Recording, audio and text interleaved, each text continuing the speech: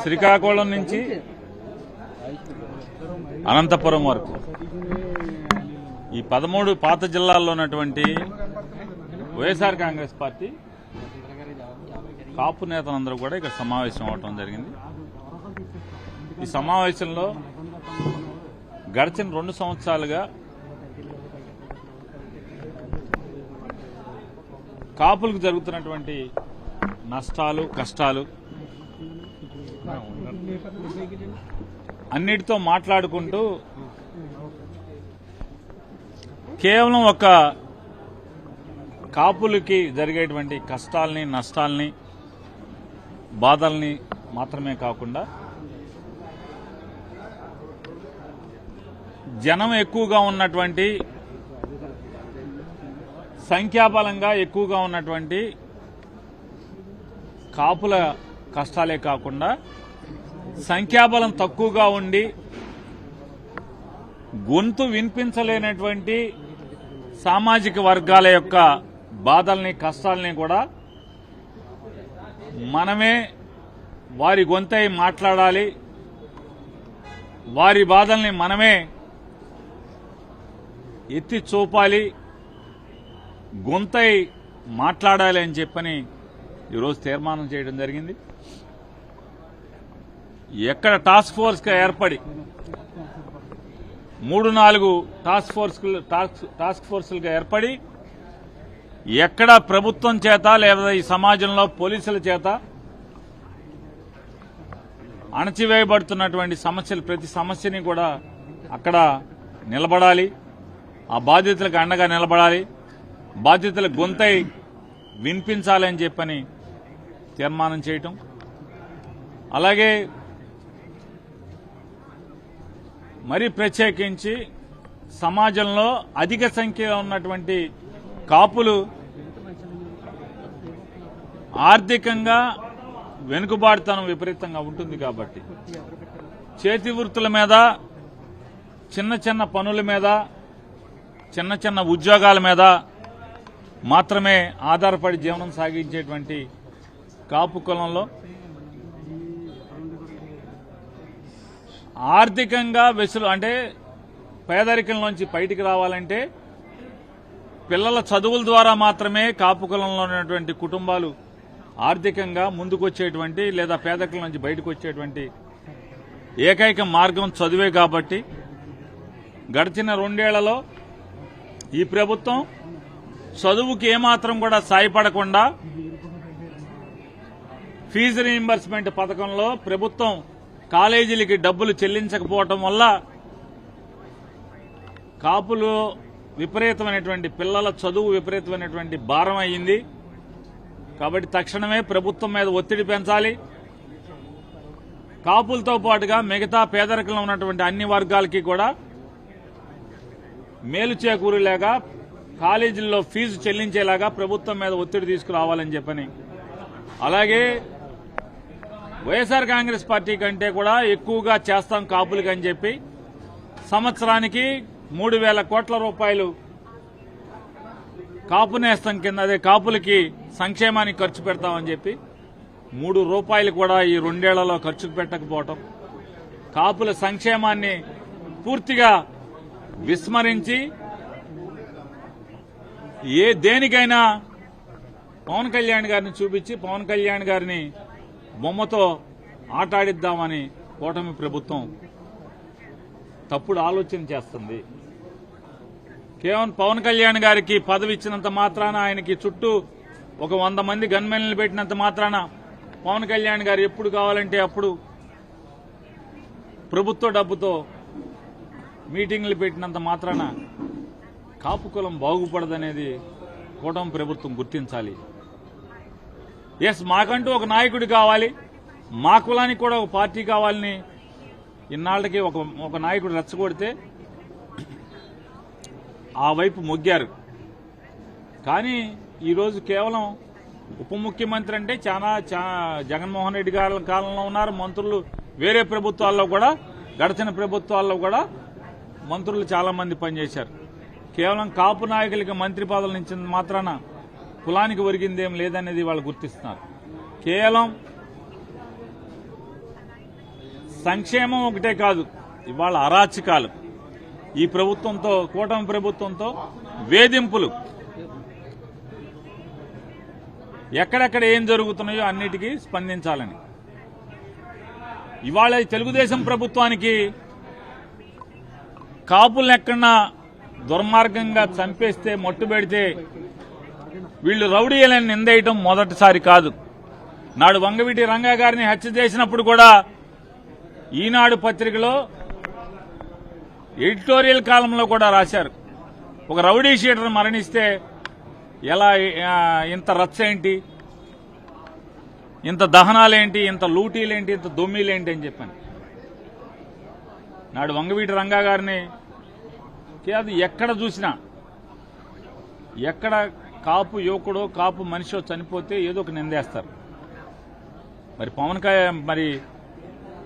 పరిటాల రవి గారు ఏం చేశాడు ఈ దేశానికి?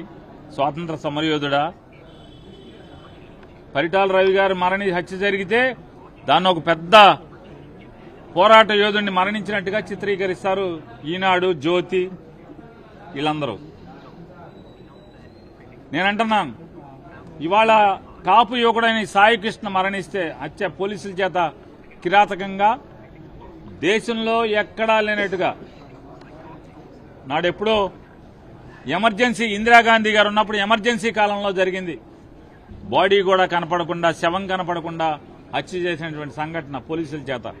మళ్లీ ఇన్నాళ్ళకి హత్య జరిగితే శవం లేదు, బొయ్యికలు లేవు, ఆఖరికి బూడిది కూడా మిగలకుండా హత్య చేస్తే అది ఎలా సమర్థనీయం అవుతుంది? దానికోసం అని చెప్పని ఆ కుటుంబానికి ఆర్థికంగా కూడా అండగా నిలవాలని చెప్పని ఈరోజు ఇక్కడ సమావేశమైనటువంటి కాపు పెద్దలందరూ కూడా తీర్మానించారు. వారికి ఆర్థికంగా కూడా అండగా నిలబడటం, అలాగే ఎక్కడ కాపుల మీద దాడులు జరిగినా ఈ ప్రభుత్వం చేత, పోలీసుల చేత వేధింపులకు గురైనా, ఎక్కడ నష్టం కష్టం వచ్చినా తక్షణమే టాస్క్ ఫోర్స్కి వెళ్తాం, క్లౌడ్ ఫండింగ్ చేయాలి, క్లౌడ్ ఫండింగ్ రైజ్ చేసి వెంటనే ఆ కుటుంబాన్ని ఆర్థికంగా ఆదుకోవాలి, మానసికంగా మేమందరం కూడా వెళ్లి అండగా నిలబడాలని చెప్పని ఈరోజు తీర్మానం చేయడం జరిగింది. విద్యకి, పిల్లల చదువులకి, అలాగే వారికి ఎక్కడ వేధింపులు జరిగినా అండగా ఉండాలని ప్రాథమికంగా చేయటం, అలాగే కాపులకి రాజకీయ ప్రాధాన్యం పెరగాలి. ఇవాళ 2019లో 30 పైచీలకు సీట్లు వైఎస్ఆర్ కాంగ్రెస్ పార్టీలో సాధించుకున్నాం. మొన్న 27 సీట్లు సాధించుకున్నాం, 26 సీట్లు, 4 పార్లమెంట్లు సాధించుకున్నాం. భవిష్యత్తులో ఇంకా పెంచుకునే దానికి కూడా వైఎస్ఆర్ కాంగ్రెస్ పార్టీలో కాపుల ప్రాధాన్యత పెంచుకునే దానికి కూడా ప్రయత్నం చేయాలని చెప్పని, కృషి చేయాలని చెప్పని ఈరోజు తీర్మానం చేయడం జరిగింది. ఇక్కడ ఏతావాత అల్టిమేట్ గా ఫైనల్ గా చేసింది ఏంటంటే, 2 సంవత్సరాలుగా ఈ ప్రభుత్వం చేత వేధింపులకు గురి కాబడుతున్నటువంటి, కష్టాలకు గురి కాబడుతున్నటువంటి, ఎవరికి ఏ బాధ వచ్చినా కూడా చిన్న కులాలు, గొంతు వినిపించలేనటువంటి కులాలకు కూడా అండగా నిలవాలి, కాపులతో పాటుగా వారి గొంతై వినిపించాలని చెప్పని ప్రాథమికంగా తీర్మానం చేయటం. భవిష్యత్తులో తొందరలోనే తిరుపతిలోనూ అలాగే విశాఖపట్నంలోనూ కూడా ఇటువంటి సమావేశం ఏర్పాటు చేయాలని చెప్పని, ఆ రోజు జరిగే రోజుకి అప్పటి వరకు ఉన్నటువంటి సమస్యల్ని, సమాజంలో జరుగుతున్నటువంటి ఎవరెవరికి ఏ బాధలు జరుగుతున్నాయో అన్నింటినీ కూడా చర్చించి తగు నిర్ణయం తీసుకోవాలని చెప్పని తీర్మానం చేయడం జరిగింది. పవన్కి అసలు కులపిచ్చి ఉన్నదే ఆయనకి, కులం అవసరమే ఆయనకు ఉన్నది. మనందరం చూసాం. ఆయన కాపులకి కులపిచ్చి లేదు, మీకు కులభావం లేకపోవటం వల్లే నేను భీమవరంలో గాజువాకలో ఓడిపోయానని చెప్పాడు. మీరందరూ నాకు అండగా నిలవండి, ఓటేయండి, నేను కాపు ముఖ్యమంత్రిని చేసి చూపిస్తానని చెప్పాడు. ఇవాళేమో ఉడికిన చేద్దామని చెప్తున్నాడు. కాబట్టి ఆయన చంద్రబాబుకి ఎప్పుడు ఏ అవసరం వస్తే ఆ రకంగా మాట్లాడేటువంటి, దానికోసం మాత్రమే మాట్లాడేటువంటి ఆయన నికార్స్ అయినటువంటి పచ్చి అవసరాల మార రాజకీయ నాయకుడు. ఆయన గురించి మనం మాట్లాడుకోవటం వల్ల ఏముండదు ఉపయోగం చెప్పండి? మీకు తెలీదా? మీరందరూ మీ టీవీలో చూపించలేదా? పవన్ కళ్యాణ్ కులం గురించి మాట్లాడిన భాష. మరి ఇవన్నీ నేను ఒకరోజు రెల్లిని అంటాడు, నేను ఒకరోజు అదంటాడు, ఒకరోజు కులం లేదంటాడు, ఒకసారి రంగా గారిని కాపాడుకోలేకపోయారు మీ కాపులందరూ అంటాడు. ఆయన నోటికి హద్దు లేదు, ఆయన నోటికి ఆనకట్టలేదు. పవన్ కళ్యాణ్ గారి భాషకి నోటికి ఆనకట్టలేదు. ఏది కావాలంటే చంద్రబాబుకి ఏది అవసరమైతే అది మాట్లాడేటువంటి తత్వం ఉన్నటువంటి మనిషి ఆయన. అంటే పవన్ కళ్యాణ్ గారి తీరు ఎట్లా ఉంటుందంటే, అధికారం లేకపోతే ఆయన ఎట్లా ఉంటాడంటే, అధికారం లేకపోతే ఆయన ఎట్లా ఉంటాడంటే, కాళహస్తిలో జనసేనకు సంబంధించినటువంటి ఒక కాపు యువకుడిని సీఐ, ఒక ఆవిడ లేడీ మహిళా సీఐ చంపకాయ కొట్టింది. ఆ సీఐ మీద తిరగబడితే వెంటనే ఆయన ప్రెస్ మీట్ పెట్టి భారీ పెద్ద మీటింగ్ పెట్టి, నువ్వెవడివి, కాకి యూనిఫామ్ ఉన్నంత మాత్రాన, ఒంటి మీద కాకి బట్టలు ఉన్నంత మాత్రాన కొట్టమని నీకే చట్టం చెప్పింది? అంబేద్కర్ రాజ్యాంగం రాసినప్పుడు కొట్టమని చెప్పాడా? కొట్టమని చెప్పలేదు కదా. నీకెవడిచ్చాడు హక్కు? నేను వస్తున్నానని చెప్పని తిరుపతి వెళ్లి సిపిని సంబంధిత ఎస్పీని కలిసి ఆ ఎస్పీ సిఐ మీద మరి నువ్వు ఎలా కొడతావు, మీకేం హక్కు ఇచ్చారని చెప్పని వెళ్ళి నిలదీశాడు. ఇవాళ ఏం మాట్లాడుతున్నాడు? నేను అడుగుతున్నా పవన్ కళ్యాణ్ని, రౌడీ అయినంత మాత్రాన కొట్టి చంపేసి బూడి చేసేయమని మీకు ఎవడిచ్చాడు హక్కు? ఏ రాజ్యాంగం ఇచ్చింది మీకు? ఏ చట్టం చెప్తుంది మీకు? పోలీసోడైనా చంపితే నేరం అవదా అని అడుగుతున్నాను. పవన్ కళ్యాణ్ గారు సిగ్గుపడకుండా మీరు ఒకటి చెప్పండి. మరి చంద్రబాబు నాయుడు గారు ఆ రౌడీ తల్లిని ఎందుకని కుటుంబాన్ని మొత్తాన్ని వాటేసుకున్నాడు? సిఐ మీద కనీసం శవం కనపడకుండా, శవం అనేది కనపడకుండా చట్టానికి విరుద్ధంగా 302 సెక్షన్ కింద హత్యా నేరం కింద ఎఫ్ఐఆర్ ఎట్ట కట్టారు? రేపు కేసు నిలుస్తుందా? ఈ డ్రామాలో చంద్రబాబు డ్రామా, నువ్వు ఒక డ్రామా, అక్కడ ఆ డ్రామా కడతాడు అతను. కేసులు ఉన్నటువంటి కాపు కుటుంబాన్ని ఏమో వాటేసుకుంటాడు, ఇక్కడేమో మీరు రౌడీల్ని ప్రోత్సహిస్తారా అని ఇక్కడ మీరు మాట్లాడతారు.